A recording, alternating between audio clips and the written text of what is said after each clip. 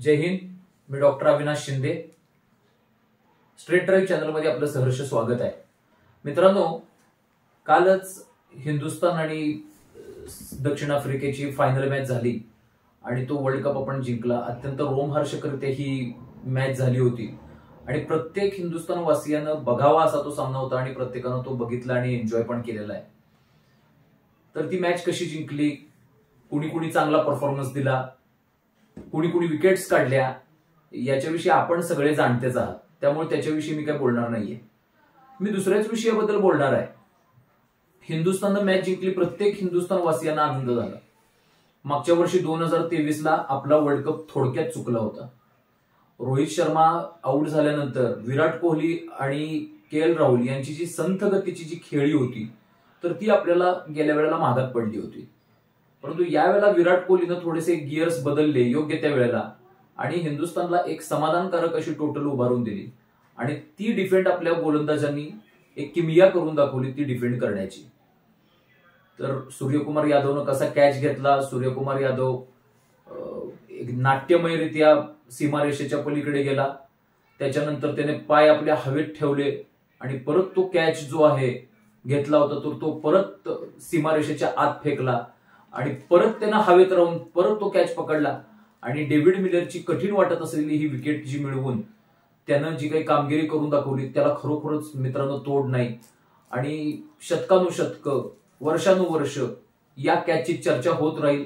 सूर्यकुमार यादवनं बॅटिंगपेक्षा जास्त फिल्डिंगमध्ये कसा परफॉर्मन्स दिला याचे गोडवे आता इथून पुढच्या पिढींमध्ये गायले जातील. सर्व हिंदुस्थानवासीय खुश झाले.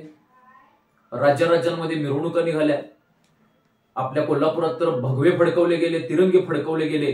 शिवाजी महाराज चौकात एक जल्लोष करण्यात आला आणि कार्यकर्त्यांच्या उत्साहाला उधाण आलं आणि कार्यकर्ते पूर्णपणे उत्साहित झाले होते, कार्यकर्ते पूर्णपणे आनंदित झाले होते.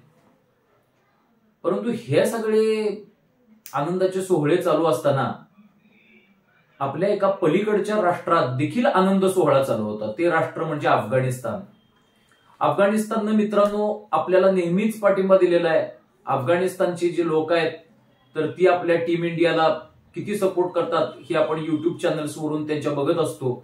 आणि युट्यूब चॅनल्सवरून अफगाणिस्तानच्या लोकांनी आपल्या देवाकडे प्रार्थना केली होती की हिंदुस्थानचा संघ हा जिंकला पाहिजे आणि हिंदुस्थानचा संघ हा आमचा मित्र असल्यामुळं हा कुठच्याही परिस्थितीत अंतिम सामना जिंकला पाहिजे.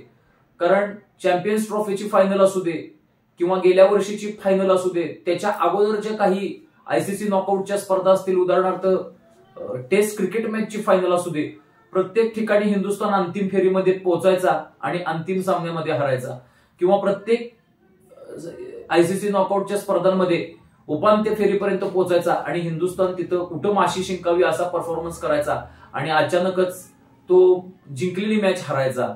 अशा पद्धतीनं चालू झालं होतं. तर त्यामुळं हिंदुस्थानच्या क्रिकेट संघाला अफगाणिस्तानच्या पाठीराख्यांनी पूर्णपणे पाठिंबा दर्शवला होता आणि कधी एकदा ती मॅच जिंकून हिंदुस्थानचा संघ आपला वर्ल्ड कप T20चा हातात घेतोय असं अफगाणिस्तानच्या चाहत्यांना देखील झालं होतं. अफगाणिस्तानच्या चाहत्यांचे मित्रांनो आपण आभार मानले पाहिजेत. कारण सोबत आपलं आणखी एक राष्ट्र आहे तर त्या राष्ट्राचाच धर्म आणि अफगाणिस्तानचा धर्म हा एक जरी असला तरी अफगाणिस्तान हे खुल्या दिलानं आणि पूर्णपणे आपल्या समर्थनासाठी उतरलं होतं आणि त्याच्यासाठी माझ्या तोंडामध्ये शब्द नाहीत. परंतु मला एक चर्चा करायची ती वेगळ्याच विषयावरची मित्रांनो करायची आहे. काल सूर्यकुमार यादवनं जो कॅच घेतला, प्रथम सूर्यकुमार यादवचं अभिनंदन देखील झालं. मी शेजारी राष्ट्र पाकिस्तान बद्दल बोलतोय. सूर्यकुमार यादवचं अभिनंदन देखील त्यांनी केलं खुल्या दिलानं आणि नंतर मग मात्र त्यांनी अस्तमितला साप असल्यामुळे त्याचे गुण दाखवायला चालू केले. सूर्यकुमारचा जो कॅच होता तर तो अवैध कसा काय होता आणि सूर्यकुमार यादवच्या त्या कॅचला आयसीसीनं कसा पाठिंबा दिला हे दर्शवणारे व्हिडिओज त्यांनी काही व्हायरल केलेले आहेत. मुळात पाकिस्तानचा संघ जो आहे तर तो आपल्या हिंदुस्थानच्या क्रिकेट संघावरती कायम आगपाखड करत असतो. आमच्या हिंदुस्थानच्या क्रिकेट संघानं किती जरी चांगला परफॉर्मन्स दिला तरी तो नेहमी त्याच्याकडे मॅच फिक्सिंगच्या दृष्टिकोनातूनच बघत असतो. हिंदुस्थानचा क्रिकेट संघ मॅच जिंकूच शकत नाही आणि प्रतिस्पर्धी खेळाडू पैसे खातात आणि त्यामुळे हिंदुस्थानचा संघ जो आहे तर तो मॅच जिंकतो. हे पाकिस्तानची एक कायमचं नॅरेटिव्ह राहिलेलं आहे. आपल्या हिंदुस्थानामध्ये नुकत्याच लोकसभा निवडणुका झाल्या, त्याच्यामध्ये देखील असं चुकीचं नॅरेटिव्ह सेट केलं गेलं होतं की भाजप आल्यानंतर संविधान बदलणार, भाजप आल्यानंतर लोकशाही धोक्यात येणार, भाजप आल्यानंतर हुकुमशाही पूर्णपणे लागणार. तर त्यांना हे देखील कळत नव्हतं की हुकुमशाही म्हणजे किम जोंग उन आणि शी जिनपिंगची जी लोकशाही राजवट उलथवून टाकणारी जी पद्धती आहे, कार्यपद्धती आहे, त्याला हुकुमशाही म्हणतात. तसं पाकिस्तानवाल्यांना मित्रांनो हेच कळत नाही की क्रिकेट कशाशी खातात, आणि याच्यामुळं पाकिस्तानी क्रिकेटचा ऱ्हास व्हायला लागलाय. पाकिस्तानी क्रिकेट संघ सध्या जो आहे तर तो सुपिरियरिटी कॉम्प्लेक्स मध्ये वावरतोय. इन्फेरियरिटी कॉम्प्लेक्स आणि सुपिरियरिटी कॉम्प्लेक्स हे भिन्न अर्थी शब्द आहे. इन्फेरियरिटी कॉम्प्लेक्स म्हणजे न्यूनगंडाची भावना, सुपिरियरिटी कॉम्प्लेक्स म्हणजे आत्मप्रौढीची भावना. आम्ही कधी हारूच शकत नाही, प्रतिस्पर्धी संघ पैसे खातो. आम्ही कधी हारूच शकत नाही, प्रतिस्पर्धी संघ काहीतरी घोळ करतो आणि त्याच्यामुळे आम्ही हारतो. आणि काही काही वेळेला पाकिस्तानी खेळाडूच पैसे खातात. असले उटपटांग आरोप करण्यापूर्वी पाकिस्तानच्या क्रिकेट चॅनल्सने 10दा विचार करावा. बरं, पाकिस्तानच्या क्रिकेट संघावरती काय आरोप करायचे, मॅच फिक्सिंगचे आरोप करायचे ते करा, परंतु आमच्या हिंदुस्थानच्या क्रिकेट संघाविषयी बोलण्याचा तुम्हाला एक काडी इतका देखील अधिकार नाहीये, असं मला या निमित्तानं म्हणायचं आहे. सूर्यकुमार यादवनं जो घेतलेला झेल होता तर तो तिसऱ्या पंचाने वारंवार तपासून पाहिला. त्याच्यानंतर इंटरनॅशनल क्रिकेट काउन्सिल तिथं बसलेलं आहे. ते कशाला हिंदुस्थानला फेवर करेल? इंटरनॅशनल क्रिकेट काउन्सिल हे तिथं पूर्णपणे निष्पक्षपातीपणानं क्रिकेट कसं लढलं जाईल हे बघतंय. त्यांनी हिंदुस्थानला फेवर करायची काहीच गरज नाहीये. परंतु मुळात हिंदुस्थान द्वेषाची पिवळी कावीळ ज्यांना झालेली आहे तर त्या पाकिस्तानबद्दल काय सांगायचं?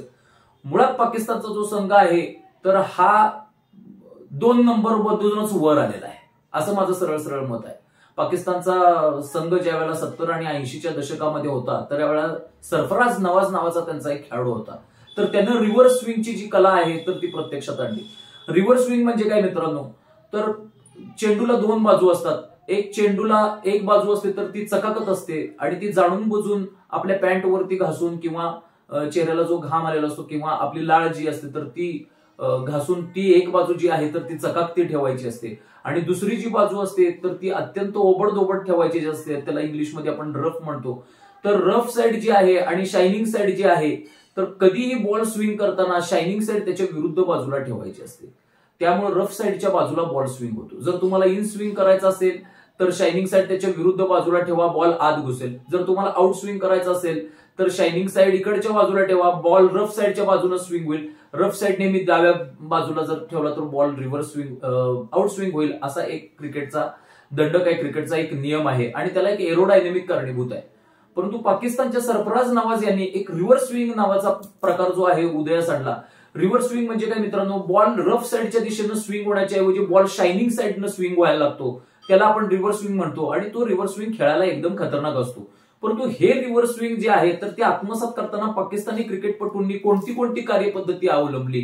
तर इम्रान खान यांनी निवृत्त होताना असं आपण लिहून ठेवलेलं आहे आपल्या आत्मचरित्रामध्ये, स्वतःच त्यानं लिहिलेलं आहे की मी ज्यावेळेला चहापानाची वेळ होईल त्यावेळेला थम्सअपची जी बॉटल होती तर त्याच्या बुचानं मी बॉल तोडायचो आणि त्याच्यामुळे बॉल रिव्हर्स स्विंग व्हायचा. मित्रांनो, किती निर्लज्जपणाची हकीकत आहे. हाच इम्रान खान म्हणायचा की हिंदुस्थान आणि पाकिस्तानचा जो क्रिकेट सामना आहे तो एका युद्धाप्रमाणे आहे आणि काश्मीरचा प्रश्न जो आहे तर तो हिंदुस्थान आणि पाकिस्तानच्या सैन्यामध्ये न मिटवता आणि युद्धामध्ये न मिटवता क्रिकेटच्या मैदानावरती मिटवला जावा. असल्या खेळाडूंना आमच्या सूर्यकुमार यादव विषयी बोलण्याचा आणि आमच्या हिंदुस्थानी क्रिकेट विषयी बोलायचा काही काळी इतका अधिकार नाहीये. पाकिस्तानी खेळाडूंचं मला एक म्हणायचं आहे, पाकिस्तानी खेळाडूंनी भरपूर बॉलर्स जे आहेत, गोलंदाज आहेत तर ते जन्माला घातलेले आहेत. वेगवान गोलंदाजांची खाण म्हणजे पाकिस्तानचा उल्लेख केला जातो, परंतु त्यांचे बॉलर्स जे असतील तर ते या ना त्या कारणानं बॉल टेम्परिंग असेल किंवा मॅच फिक्सिंग असेल, या ना त्या कारणानं किंवा कोकेन सारखं जे प्रकरण असेल, अंमली पदार्थांचं प्रकरण असतील त्याच्यामध्ये अडकत गेले आणि त्यांच्यावरती मॅच फिक्सिंगचे आरोप ही काही नवीन गोष्ट राहिली नाही आणि त्याच्यामुळे पाकिस्तानी क्रिकेटचा ऱ्हास झालेला आपल्याला या ठिकाणी दिसून येतोय.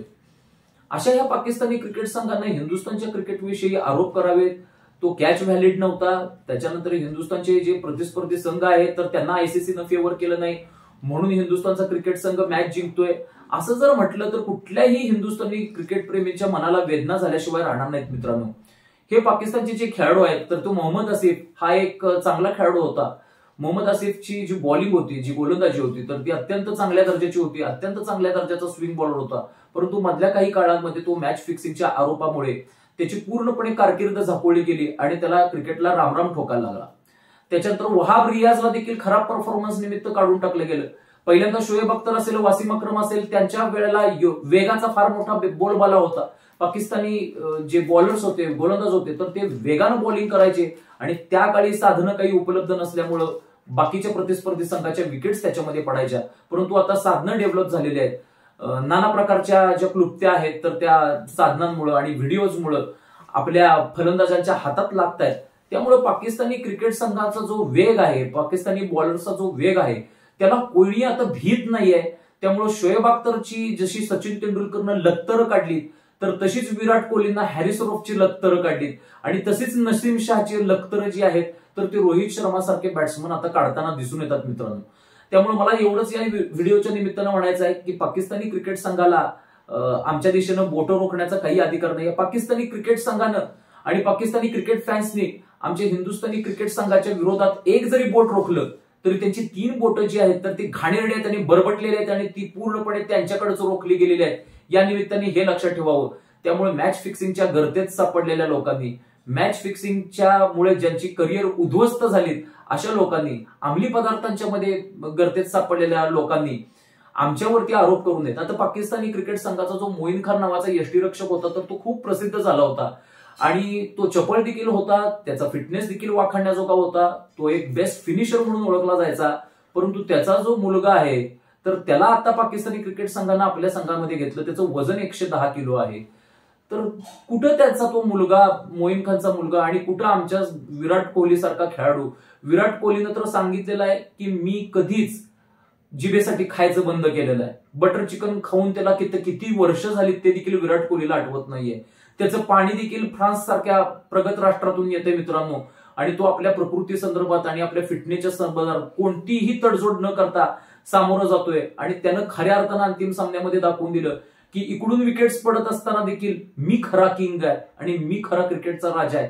किंग ऑफ द क्रिकेट म्हणून ज्याला ओळखलं जातं, तोच मी विराट कोहली आहे, हे त्यानं कधी म्हणून दाखवलं नाही. या उलट पाकिस्तानचे खेळाडू मात्र सतत दरपोक्ती करताना दिसून येतात आणि सतत बाष्कळ बडबडताना दिसून येतात.